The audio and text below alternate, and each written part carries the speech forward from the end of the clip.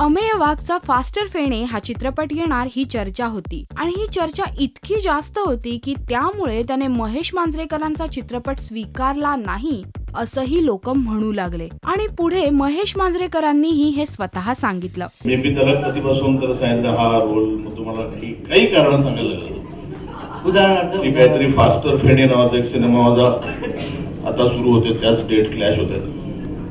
झाला असता सुरू तेव्हा रिलीज होऊन साधारण 50 आठवडे झाले असते, तेव्हापासून चांगले। परंतु आता फायनली ह्या बातमीला पुष्टी मिळाली आहे, कारण अमेयचा मोस्ट अवेटेड फास्टर फेणे हा चित्रपट शूटिंगसाठी पुढे सरकलाय।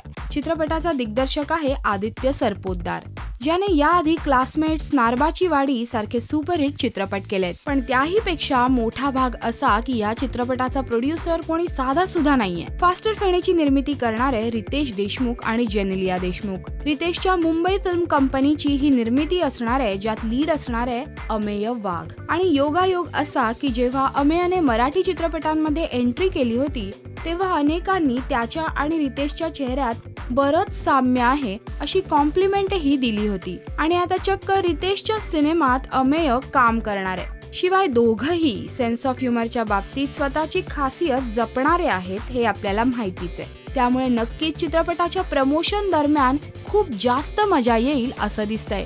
रितेशची ही नवी निर्मिती फास्टर फेणे आणि अमेय वाघचा हा नवा चित्रपट फास्टर फेणे या दोघांबाबतही तुमची उत्सुकता आम्हाला नक्की कळवा या व्हिडिओच्या कमेंट सेक्शन मध्ये कमेंट करून। नमस्कार, मी अमेय वाघ, तुम्ही बघताय राजश्री मराठी। सबस्क्राइब करा, लाईक करा, शेअर करा। राजश्री मराठी।